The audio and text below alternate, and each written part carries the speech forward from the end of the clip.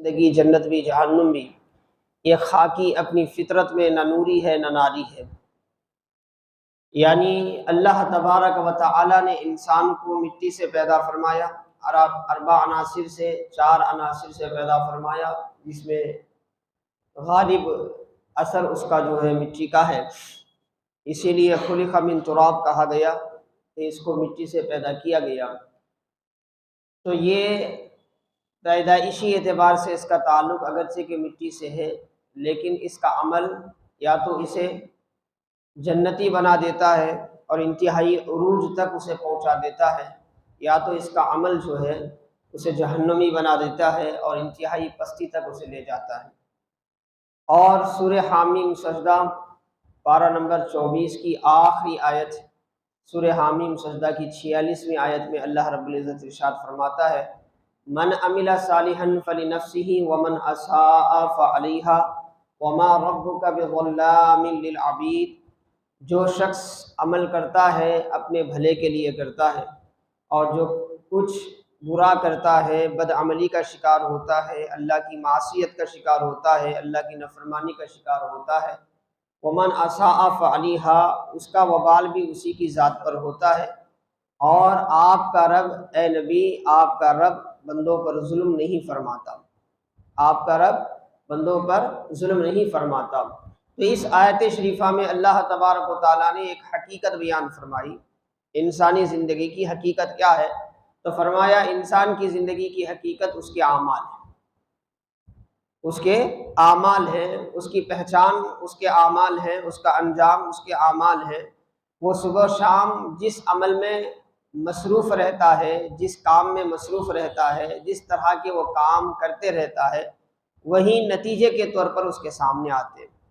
اگر وہ خیر میں لگا رہتا ہے تو اس کا خیر کا اچھا اثر بھی اسی کی ذات کو جاتا ہے، اس خیر کی بھلائیاں بھی اسی کی ذات کی طرف کیا ہے لوٹتی ہیں، اس جہاں میں بھی، اس جہاں میں بھی، اس دنیا میں بھی، قبر کی دنیا میں بھی، آخرت کی دنیا میں بھی۔ اگر وہ معصیت شعار ہوتا ہے، اللہ کی نافرمانی کرتا ہے، گناہ کے کام کرتا ہے، خیر کا راستہ چھوڑ کر شر کا راستہ اگر وہ اپناتا ہے، تو اس کا برا اثر بھی کس پر پڑتا ہے؟ اسی کی ذات پر پڑتا ہے۔ اس کے برے اثرات، اس کا برا انجام بھی کیا ہے اسی کو گھیرا ہوا ہوتا ہے۔ دنیا میں بھی اس کے نقصانات ہوتے ہیں اور قبر اور آخرت میں بھی اس کے نقصانات ہوتے ہیں۔ قرآن پاک کی واضح نص ہے جس میں یہ سمجھایا گیا کہ انسان کی بھلائی اور برائی کا دار و مدار، انسان کے دنیا اور آخرت میں سرخرو ہونے اور نہ ہونے کا دار و مدار، اس کی سعادت مندی اور اس کی بدبختی کا دار و مدار اس کے اپنے انتخاب عمل پر ہے۔ وہ کس راہ کو انتخاب کرتا ہے، وہ کس چیز کو منتخب کرتا ہے۔ اور جہاں تک پروردگار کا معاملہ یہ ہے کہ وہ اپنے فضل کے دروازے کسی پر اس وقت تک نہیں روکتا جب تک کہ بندہ جو ہے خود اپنے عمل کے ذریعے اپنے اوپر کیا ہے اللہ کی رحمت کے دروازے نہ روک لے۔ اللہ اپنے کسی بندے پر ظلم نہیں فرماتا۔ یہی وجہ ہے کہ فرعون سے بڑھ کر کوئی ظالم نہیں ہے حضرت موسیٰ علیہ السلام کے زمانے میں، کیونکہ اس نے سب سے بڑا ظلم کیا تھا، اور سب سے بڑا ظلم یہ ہے کہ اللہ سے ہمسری کا اس نے دعویٰ کیا، اور اہل مصر سے کہا تھا کہ انا ربکم الاعلیٰ، اے مصر والو سنو، میں تمہارا سب سے بڑا رب ہوں، میں تمہارا سب سے بڑا معبود ہوں، میں تمہارا سب سے بڑا خدا ہوں۔ یہ دعویٰ کرنے کے باوجود اللہ تبارک و تعالیٰ نے اس کے لیے رحمت کے سارے مواقع کیا ہے فراہم کیے۔ اللہ نے اس کی ہدایت کے لیے حضرت موسیٰ کو بھیجا، حضرت ہارون کو بھیجا، صاحب اعجاز بنا کر بھیجا، اور فرمایا اذهبا الی فرعون، اے موسیٰ جاؤ، اے ہارون جاؤ فرعون کے پاس،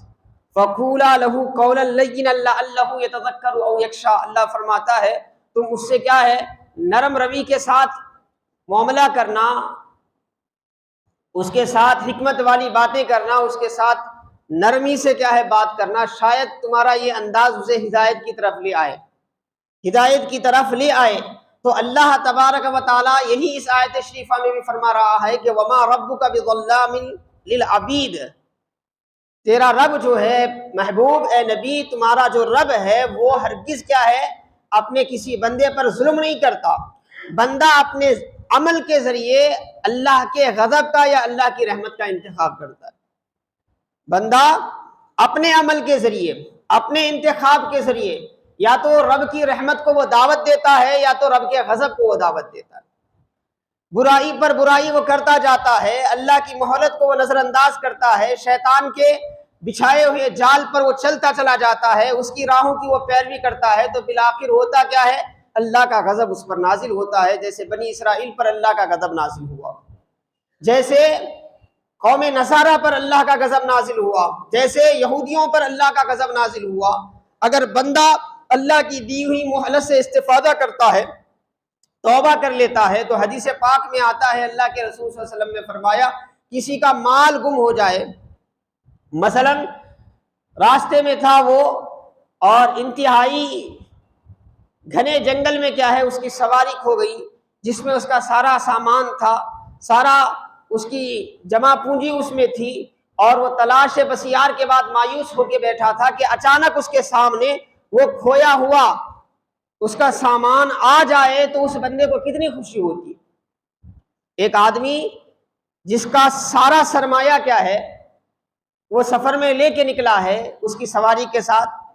وہ سواری اچانک گم ہو جائے، تلاش کے بعد بھی نہ ملے تو وہ انتہائی مایوس ہو جاتا ہے۔ برسوں کی کمائی ہوئی دولت اس میں ہے، اس کا مستقبل اس میں ہے،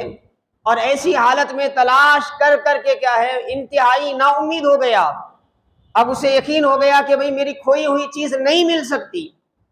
تو وہ کتنا مایوس ہو کے بیٹھ جائے گا۔ تو ایسی مایوسی میں اچانک اس کے سامنے اس کی وہ کھوئی ہوئی چیز پورے سامان کے ساتھ، پورے اسباب کے ساتھ، بغیر کسی نقصان کے آ جائے تو اس بندے کو کتنی خوشی ہوتی ہے، اس کی خوشی کا کوئی ٹھکانہ نہیں ہوتا۔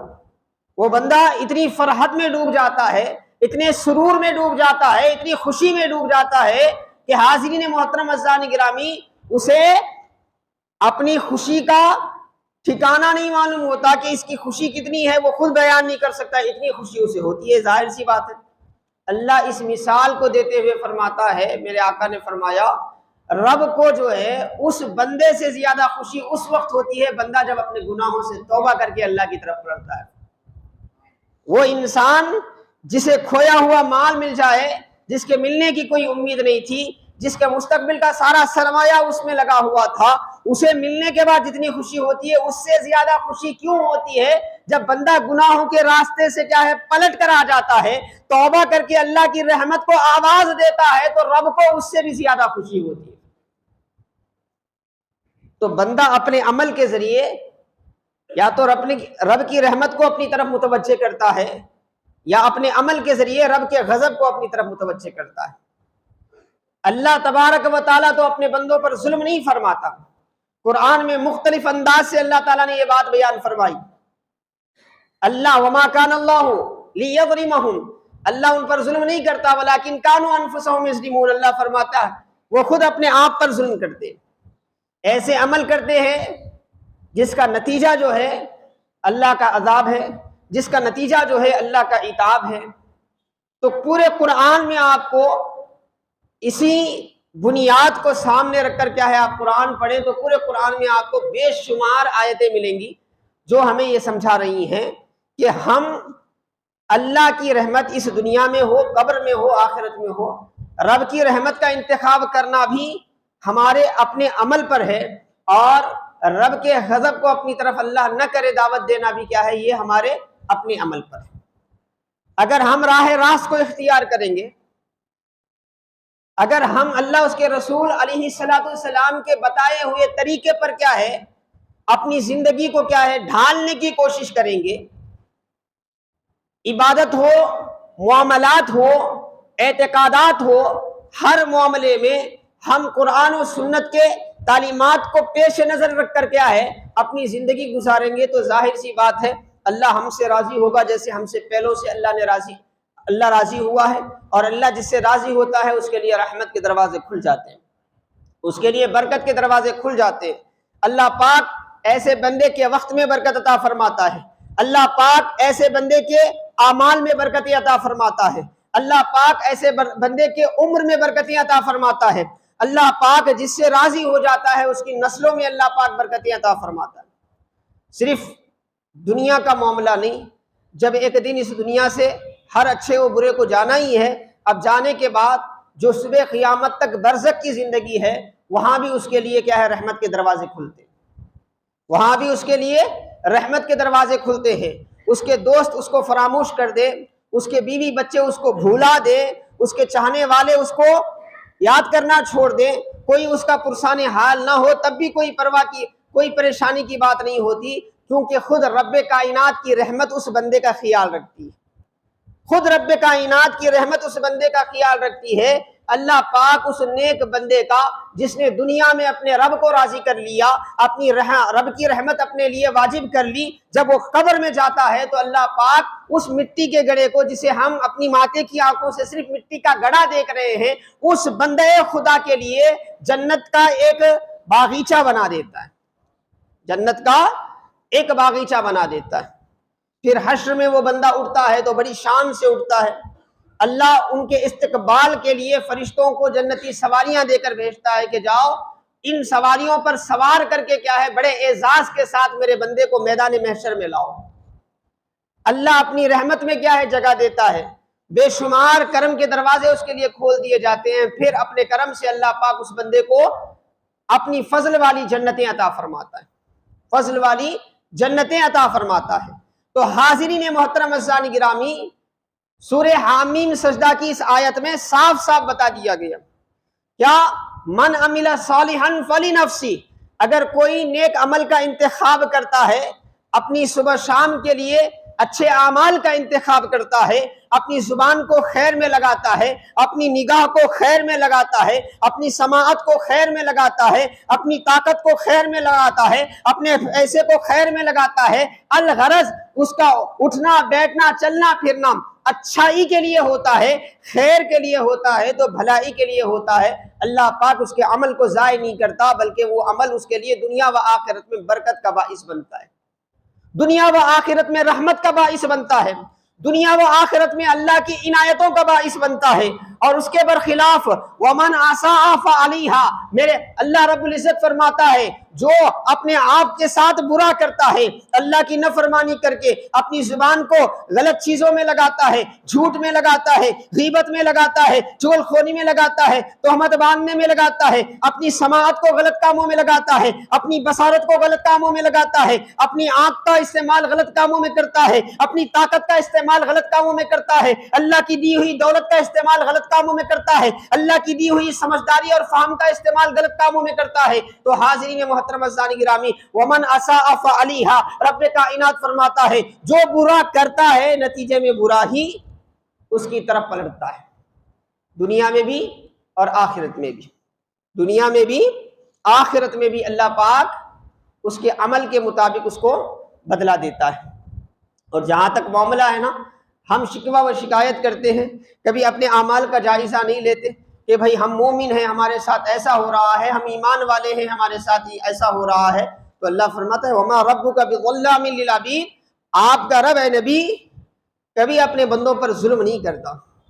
کبھی اپنے بندوں پر زیادتی نہیں کرتا، اگر گناہ کے باوجود بھی اس کے رحمت کے دروازے کھلے ہیں تو یہ اس کا فضل ہے، یہ اس کی مہربانی ہے۔ اگر ہماری نافرمانیوں کی وجہ سے اللہ نے کچھ سختی کا معاملہ کیا ہے، ہمارے صحت پر کچھ بگاڑ پیدا ہوا ہے، ہمارے رزق میں تنگی آئی ہے، مشکلیں ہیں، پریشانیاں ہیں، تو یہ بھی اللہ کا انصاف ہے، مگر ظلم تو کسی بھی صورت میں اللہ کی طرف سوچا ہی نہیں جا سکتا۔ وما ربک بظلام للعبید۔ تو حاضرین محترم عزیزان گرامی، اگر ہم اپنے اسلاف کی زندگیوں کا جائزہ لیں، صحابہ کرام کا زندگیوں کا جائزہ لیں، اہل بیت اطہار کی زندگیوں کا جائزہ لیں، اپنے دور کے بڑے بڑے اکابر اولیاء اللہ کی زندگی کا جائزہ لیں، تو آپ کو دیکھیں گے کہ جنہوں نے بھی اپنی زندگی کو خیر کے لیے وقف کر دیا، جنہوں نے بھی اپنی زندگی بھلائی کے لیے وقف کر دیا، اللہ کی رضا جوئی کے لیے وقف کر دیا، اللہ تبارک و تعالیٰ انہیں دنیا میں بھی برکتیں عطا فرماتا ہے اور آخرت میں بھی برکتیں عطا فرماتا ہے۔ اس کے لیے سب سے بنیادی چیز جو ہے وہ اسلام ہمیں سکھاتا ہے، وہ کیا ہے؟ بنیادی طور پر جو پہلی 5 آیتیں نازل ہوئی اس میں کس بات کی خصوصیت کے ساتھ ہمیں تلقین کی گئی؟ نماز کا حکم بعد میں آیا، روزے کا حکم بعد میں آیا، صدقہ و خیرات کا حکم بعد میں آیا۔ سب سے پہلی وحی میرے مصطفیٰ جان رحمت علیہ الصلوۃ والسلام پر نازل ہوتی ہے تو وہ وحی کیا ہے؟ حصول علم کی ترغیب کے لیے۔ اقرأ بسم ربک الذی خلق، پڑھیے اس رب کے نام سے جس نے آپ کو پیدا کیا ہے۔ علم سیکھیں، اسلامی علم کو جانیں۔ رب کائنات اپنے نبی کے ذریعے تم تک علم کی جو امانت پہنچایا ہے اس کو پڑھیں، اس کو سیکھیں اور اس کو سامنے رکھ کر کیا ہے؟ اس کے مطابق عمل کریں۔ اسی سے عمل صالح بنتا ہے۔ نیکی کرنے کے لیے پہلے یہ جاننا ضروری ہے کہ کون سی چیز نیک ہے اور کون سی چیز بد ہے۔ جب تک آپ کو اچھائی اور برائی کا پتہ نہیں چلے گا، جب تک آپ کو گناہ اور نیکی میں فرق نہیں معلوم ہوگا کہ آپ نیکی کا انتخاب کیسے کریں گے اور گناہ سے اجتناب کیسے کریں گے۔ اسی لیے اسلام نے پہلی بنیاد رکھی علم سے، اس کی ترغیب دی، اس کی طرف مائل کروایا، بے شمار فضیلتیں اس کی بیان کی گئی۔ حسن نیت کے ساتھ، اخلاص کے ساتھ علم اور علم کے متعلقات میں جو مشغول رہتے ہیں انہیں دنیا و آخرت کی برکتیں سنائی گئی۔ صحیح بخاری کی روایت ہے اور کئی صحابہ سے روایت موجود ہے، حضرت انس بن مالک سے، حضرت عثمان سے اور کیا میرے آقا نے فرمایا خیرکم من تعلم القرآن وعلمہ، اللہ کے رسول نے فرمایا بہتر کون ہے تمہارے معاشرے میں سب سے اچھا اللہ اس کے رسول کی نظر میں کون ہے؟ جو سب سے خوبصورت ہے وہ اللہ اس کے رسول کی نظر میں سب سے اچھا ہے۔ جس کا خاندان دنیاوی اعتبار سے بہت نام والا ہے، کیا وہ سب سے اچھا ہے؟ کیا دنیاوی اعتبار سے جس کے پاس مال اور دنیا کے سارے اسباب سب سے زیادہ ہیں وہ سب سے اچھا ہے؟ جس کی طاقت سب سے زیادہ ہے وہ سب سے اچھا ہے؟ جس کے پاس لوگ خدمت کے لیے زیادہ ہیں وہ سب سے اچھا ہے؟ کون سب سے اچھا ہے؟ تو اللہ اس کے رسول علیہ الصلوۃ والسلام کی نظر میں۔ تو بتایا میرے آقا علیہ الصلوۃ والسلام نے خیرکم من تعلم القرآن وعلمہ، تم میں سب سے اچھا وہ ہے اگرچہ کہ اس کا رنگ خوبصورت نہ ہو، وہ گورا نہ ہو، کالا کلوٹا کیوں نہ ہو، اگرچہ کہ دنیا والے اسے حقارت کی نظر سے کیوں نہ دیکھتے ہو، دنیا والوں کی نظر میں اس کی اہمیت نہ ہو، مگر اللہ اس کے رسول کی نظر میں ان ساری مخلوق میں سب سے بہتر وہ ہے جو قرآن سیکھے اور دوسروں کو قرآن سکھائے۔ خیرکم من تعلم القرآن وعلمہ، کیونکہ یہ بنیاد ہے، اسی سے آدمی کو خیر اور شر کا پتہ چلتا ہے۔ اور پھر اس کی عظمتیں بیان کی گئی، فرمایا العلماء ورثۃ الانبیاء، فرمایا ہر شخص اپنے باپ کے مال کا وارث ہوتا ہے، لیکن علماء وہ ہیں جو پیغمبروں کے علم کے وارث ہوتے ہیں، پیغمبروں کے نبیوں کے علم کے وارث ہوتے ہیں۔ مختلف انداز سے اس کی اہمیت کو اجاگر کیا گیا۔ کتاب العلم، حدیث کی کتابوں میں مستقل باب ہے، کئی احادیث اس حوالے سے بیان کیے گئے۔ میرے آقا علیہ الصلوۃ والسلام نے فرمایا میں یرید اللہ بہ خیرا یفقہہ فی الدین، فرمایا یعنی اللہ جس بندے کے ساتھ خیر کا ارادہ فرماتا ہے، بھلائی کا ارادہ فرماتا ہے، اللہ اسے دین کا علم عطا فرماتا ہے، دین کی سمجھ عطا فرماتا ہے، دین کی فہم عطا فرماتا ہے۔ اور ہمیں حکم دیا گیا کہ کن عالما او متعلما ولا تکن ثالثا، یا تو عالم بن کے رہو یا علم سیکھتے ہوئے اس سے وابستہ رہو، تیسرے نہ بننا۔ امام غزالی رحمۃ اللہ علیہ اپنی کتاب میں یہ روایت نقل فرماتے ہیں۔ تو اس کے ذریعے بتا دیا گیا کہ جب ہم خیر و شر کا انتخاب کرنا ہے تو اس کے لیے علم ضروری ہے، اور اس علم کے حصول کے لیے ہم کوشش بھی کریں، اس کے قیام کے لیے ہم کوشش بھی کریں۔ جو حسن نیت کے ساتھ حصول علم کے لیے کوشاں ہوتا ہے، جو حسن نیت کے ساتھ علم کو عام کرنے کے لیے لگا رہتا ہے، اللہ پاک اس کی دنیا کو بھی آباد کرتا ہے، اس کی آخرت کو بھی آباد کرتا ہے، دنیا کو بھی آباد کرتا ہے، اس کی آخرت کو بھی آباد کرتا ہے۔ اس کی ایک مثال میں اختصار کے ساتھ آپ کے سامنے عرض کروں، بہت سی مثالیں ہیں۔ کل ہی ہمارے ہندوستان کی انتہائی مشہور و معروف جامعہ نظامیہ حیدرآباد، جس کو قائم کیے ہوئے تقریباً 150 سال کا عرصہ گزر رہا ہے، 150 سال کا عرصہ، اور اس 150 سال میں نہ جانے کتنے ہزار حفاظ اس مدرسے سے پیدا ہوئے، نہ جانے کتنے ہزار مولوی اس مدرسے سے پیدا ہوئے، نہ جانے کتنے ہزار علماء سے بڑھ کر فضلاء سے بڑھ کر کیا ہے کملا، مفتیان، محدثین پیدا ہوئے۔ ایک لمبی فہرست ہے، ہندوستان کی آزادی سے پہلے بھی، ہندوستان کی آزادی کے بعد بھی ایک لمبی فہرست ہے، جو جامعہ نظامیہ سے پڑھ کر نہ صرف حیدرآباد، نہ صرف دکن، بلکہ ہندوستان سے باہر مغربی ممالک میں، عرب ممالک میں، دنیا کے مختلف حصوں میں کیا ہے اس کے فرزندان پہنچے۔ اللہ پاک نے ان سے کام لیا، کام کر رہے ہیں، کام کر کے کئی اللہ کی رحمت کے سائے میں چلے گئے، کئی لوگ آج بھی کام کر رہے ہیں۔ جیسے اس کی ایک مثال آپ کے سامنے میں عرض کروں، پیرس انتہائی مشہور اور ترقی یافتہ ملک، اور وہاں فرانس زبان بولی جاتی ہے۔ مسلمانوں کی ایک خاصیت یہ ہے کہ مسلمان، قرآن عربی میں ہے، لیکن مسلمان نے اس کے پیغام کو دنیا میں ہر زبان میں پہنچایا۔ اسی لیے آپ دیکھیں گے قرآن ہی وہ واحد کتاب ہے، اس کا ترجمہ آپ کو انگریزی میں بھی مل جائے گا، کنڑ میں بھی مل جائے گا، تیلگو میں بھی مل جائے گا، اردو میں بھی مل جائے گا، فارسی میں بھی مل جائے گا۔ ایسے ہی فرانس ایک زبان ہے، اور ان کو جو قرآن کا ترجمہ ملا، آپ یقین نہیں کریں گے، اسی جامعہ سے، اسی حیدرآباد سے پڑھ کر کیا ہے فرانس پہنچنے والے ڈاکٹر حمید اللہ رحمۃ اللہ علیہ کا ترجمہ ہے نا، آج پوری دنیا میں فرانس زبان کا ایک واحد ترجمہ ہے۔ تو کہنے کا مطلب کیا ہے، 150 سال ہو گئے، 150 سال میں ہم گن نہیں سکتے کتنے ہزار علماء، حفاظ وہاں سے فارغ ہوئے، نظام صاحب کے دور میں بھی اور اس کے بعد بھی۔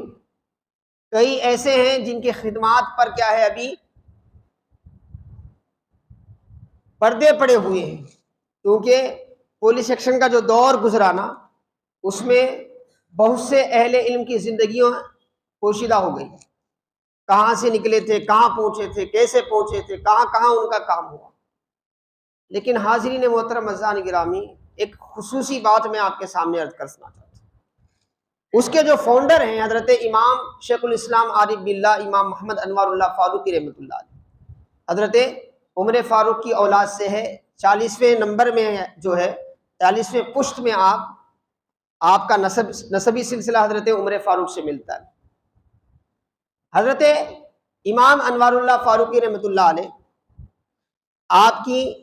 نرینہ اولاد ہوئی، لڑکے ہوئے، لیکن بچپن ہی میں ان کا انتقال ہو گیا۔ ایک بھی آپ کا بچہ نہیں رہا، اور ظاہر سی بات ہے دنیا میں نبی کو چھوڑ کر ہر ایک کا جو نسب ہے وہ اس کی مذکر اولاد سے چلتا ہے، بیٹوں سے چلتا ہے۔ نسب جو ہے بیٹیوں سے نہیں چلتا، نسب جو کیا ہے بیٹوں سے چلتا ہے، سوائے مصطفیٰ جان رحمت کی کوئی مذکر اولاد نہیں۔ تو آپ سوچیں کون ان کا نام لینے والا، کون؟ لیکن حاضرین محترم، آپ کے زمانے میں کسی کے 100 لڑکے ہوں گے، کسی کے 15 لڑکے ہوں گے، کسی کے 20 ہوں گے، 40 لڑکے ہوں گے، مگر آج ان کو کوئی نہیں پہچانتا۔ آج دنیا کے کونے کونے میں اگر ایک نام لیا جاتا ہے تو بڑی عزت و احترام کے ساتھ عرب بھی نام لیتے ہیں، عجب بھی نام لیتے ہیں، تو امام انوار اللہ فاروقی رحمۃ اللہ علیہ کا نام، حالانکہ ان کی مذکر اولاد نہیں ہے، لیکن آج بھی خیر کے ساتھ دنیا میں ان کا نام باقی ہے۔ تو کیوں باقی ہے؟ اسی علم کے لیے انہوں نے اپنا سب کچھ لگا دیا، علم خود سیکھا، اوروں تک اس علم کو پہنچایا، اور آپ کی دور رس نگاہیں دیکھ رہی تھی کہ یہ جو مملکت اسلامیہ ہے، حکومت نظام، ایک ایسا وقت آ رہا ہے کہ ان قریب یہ حکومت باقی نہیں رہے گی، اور حکومت باقی نہیں رہے گی تو اس کے اثرات بھی عامت الناس میں پڑنا باقی لازمی ہے۔ جب حاکم فسادی ہوتا ہے تو عوام میں بھی فساد کا جذبہ پیدا ہوتا ہے، جیسے آج ہمارے دور میں ہم دیکھ رہے ہیں، حکومت کرنے والے جیسے مزاج کے ہوتے ہیں نا، ویسا حکومت کرنے والے انسانیت کے مزاج کے ہوں، انسانیت کی خدمت کرنے والے ہوں تو عوام میں بھی سکھ شانتی سب رہتی ہے۔ اگر حکومت کے منصب پر بیٹھنے والا فسادی ہو،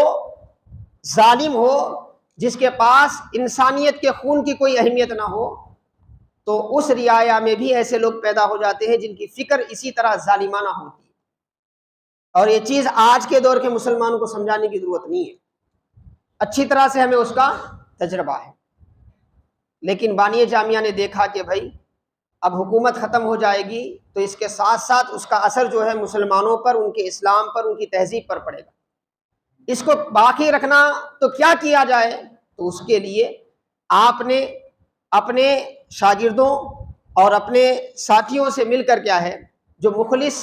اہل علم ان کے اس زمانے میں موجود تھے، اہل خیر ان زمانے میں موجود تھے، ان کے ساتھ مل کر آپ نے جامعہ کو قائم فرمایا، اور جامعہ کو قائم فرمائے ہوئے تقریباً 150 سال، ایک صدی گزر گئی ہے۔ الحمدللہ جس طرح وہ روز اول سے کام کر رہا تھا آج بھی کام کر رہا ہے۔ وجہ کیا ہے؟ وجہ اس کے بانی کا اخلاص ہے۔ بانی جامعہ کس کا نام ہے؟ میر محبوب علی خان کے استاذ کا نام ہے۔ اس زمانے میں نظام حکومت کے جو اعلیٰ منصب دار تھے وہ سارے شاگرد ہیں حضرت امام انوار اللہ فاروقی رحمۃ اللہ علیہ، اور خود آپ کا مقام یہ تھا کہ سلطنت آصفیہ میں آپ جیسے سپریم کورٹ کا جج ہوتا ہے، قاضی القضات کے منصب پر فائز تھے آپ، عدالت عالیہ کے سب سے بڑے جج تھے آپ، اور اسی کے ساتھ ساتھ وزیر تعلیم بھی تھے۔ مدیر المہام ایک اونچا منصب تھا مملکت آصفیہ میں، اس پر آپ موجود تھے، لیکن آپ کو جو بھی سرمایہ ملتا وہ سارا سرمایہ آپ کیا کرتے تھے؟ جامعہ کو لگا دیتے، سارا سرمایہ جامعہ کے طلبہ کو لگا دیتے تھے۔ آپ کے لیے جو بھی تحفے تحائف آتے، ایک بہت بڑی شخصیت تھی، ہم تاریخ پڑھیں حضرت بانی جامعہ کی تو پتہ چلتا ہے کہ صرف دکن میں نہیں بلکہ پورے ہندوستان میں آپ کے شاگرد، بیرون ہند میں آپ کے شاگرد، حرمین میں آپ کے شاگرد پھیلے ہوئے تھے، مکہ اور مدینے میں بھی آپ کے شاگرد موجود تھے۔ اس زمانے میں بڑے بڑے علماء جو وہاں تھے وہ آپ سے استفادہ کیے ہوئے تھے، تو ایسی بڑی شخصیت تھی، تو لازمی بات ہے آپ کے تحفے تحائف کے لیے بہت سی چیزیں آتی تھی، جو بھی آتا تھا حضرت کیا کرتے تھے؟ نظامیہ کو بھیجتے، کھانے پینے کے جو بھی چیزیں آتی تھی ادھر پہنچتی نہیں تھی کہ نظامیہ کے مطبخ میں کیا ہے جا کر جمع ہو جاتی تھی۔ اس اخلاص سے، اس خیر سے انہوں نے کام کیا، نتیجہ کیا ہوا؟ الحمدللہ بڑے بڑے یونیورسٹیاں قائم کی گئی، بند ہو گئی۔ دنیاوی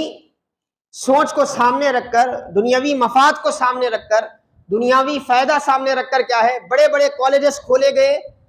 ختم بھی ہو گئے، نہ بنانے والے یاد رہے، نہ وہ جگہ یاد رہی، کچھ بھی نہیں رہا۔ لیکن جہاں جہاں ایسے اللہ والے اخلاص اور الہیت کی بنا پر علم کی شمع روشن کیے ہیں، الحمدللہ عرصہ دراز گزرنے کے بعد بھی وہاں سے کیا ہے اس کی برکتیں پوری دنیا میں پھیل رہی ہیں، پوری دنیا میں۔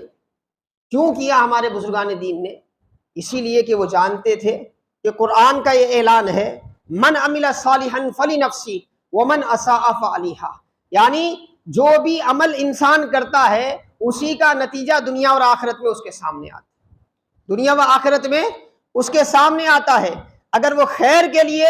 اپنا وقت صرف کرتا ہے تو اللہ اس کی زندگیوں کو برکتوں سے بھر دیتا ہے، اس کی قبر کو رحمتوں سے بھر دیتا ہے، اس کی آخرت کو اپنے فضل کے دامن میں لے لیتا ہے۔ اگر وہی بندہ اپنی زندگی کو برے عمل میں لگا دیتا ہے، بدکاریوں میں لگا دیتا ہے، بد عملیوں میں لگا دیتا ہے، اللہ کی نافرمانی میں لگا دیتا ہے، تو پھر اس کا نتیجہ اسے بھگتنا ہی پڑتا ہے، اللہ کا غضب اس کی طرف متوجہ ہوتا ہے، اس کی عمر میں مسائل پیدا ہوتے ہیں، اس کی طبیعت میں مسائل پیدا ہوتے ہیں، اس کی نسل میں مسائل پیدا ہوتے ہیں، اس کے خاندان میں مسائل پیدا ہوتے ہیں، دنیا میں یہ حالت ہے، اور آخرت اور قبر کا تو اللہ ہی بہتر جانتا ہے کہ کیا معاملہ ہو۔ تو سامعین محترم اعزائے گرامی، علم ضروری بھی ہے، اور اس کے ساتھ ساتھ یہی وجہ ہے کہ مسلمانوں میں جو اہل علم ہیں وہ بھی علم کی عزت کرتے ہیں، جن سے خدا نہ خواستہ جو علم سے دور رہے وہ بھی علم کی عزت کرتے ہیں۔ کیوں؟ علم ایک واحد ذریعہ ہے جس سے اچھے اور بری چیز کا پتہ چلتا ہے، لیکن قیامت کا دور جو ہے انتہائی خطرناک دور ہے، جیسا کہ میں نے گزشتہ پیوستہ نشست میں آپ کے سامنے عرض کیا تھا کہ بس اوقات ایسا بھی ہوتا ہے کہ جو لوگ علم کا حق ادا نہیں کرتے وہ خود اپنے آپ کے لیے بھی اللہ کا عذاب اور اوروں کے لیے بھی اللہ کے عذاب کا باعث بنتے ہیں۔ اب اس کی مثال آپ دیکھیں، ایک وہ ہیں حضرت بانی جامعہ جنہوں نے اپنا سب کچھ لگا دیا، اپنا دنیاوی جتنا سرمایہ تھا، جو کچھ آپ کی طرف آتا تھا، آپ وہ ساری چیزیں جامعہ کو آباد کرنے کے لیے، اس کی علمی ترقی کے لیے لگاتے تھے، حالانکہ آپ شاہان وقت کے استاد تھے، چاہے تو اس کا استعمال اپنے عیش و عشرت والی زندگی کے لیے کر سکتے تھے، اپنی زندگی کو آسائش والی بنا سکتے تھے، لیکن انہیں معلوم تھا کہ بھئی یہ تو مادی دنیا ہے، چند روزہ رہ کر کیا ہے ختم ہو جانے والی ہے، تکلیف کے ساتھ بھی ختم ہو جائے گی، آرام کے ساتھ بھی ختم ہو جائے گی، اصل زندگی کی شروعات تو جو ہے وہ قبر سے ہوتی ہے، اور قبر میں جو چیز کام آنے والی ہے وہ کیا ہے؟ وہ یہی علم ہے، اس کی نشو و نما ہے، اس کی نشر و اشاعت ہے، اس کا لوگوں تک پھیلانا ہے۔ اسی لیے تو میرے آقا نے کیا فرمایا؟ 3 چیزیں ایسی ہیں مرنے کے بعد بھی قبر میں ساتھ دیتی، اس میں سے ایک چیز کیا ہے؟ علم ہے جو انسان سیکھتا ہے اور دوسروں کو سکھاتا ہے، صدقہ جاریہ ہے جس سے لوگ استفادہ کرتے ہیں۔ ایسے برے عمل سے محفوظ رکھے اللہ ہمیں اور ہماری نسلوں کو اللہ تعالیٰ کے غضب اور انتقام کی طرف لے جانے والے اعمال بد سے بچائے۔ اللہ پاک اسلام کو اس کی قوت نصیب فرمائے، اس کی شوکت نصیب فرمائے۔ اللہ ہمیں اور ہماری آنے والی نسلوں کو اسلام کا عبادت، اسلام کی اتباع کرنے والا، اسلام کی خدمت کرنے والا، اسلام کو دنیا میں پھیلانے والا، اس کے علم کو دنیا میں پھیلانے والا بنائے۔ اللہ پاک ہمیں علم صحیح عطا فرمائے، اس کے مطابق عمل کرنے کی توفیق عطا فرمائے۔ فصلی اللہ تعالی علی خیر خلقہ محمد و آلہ و صحبہ اجمعین والحمد للہ رب العالمین۔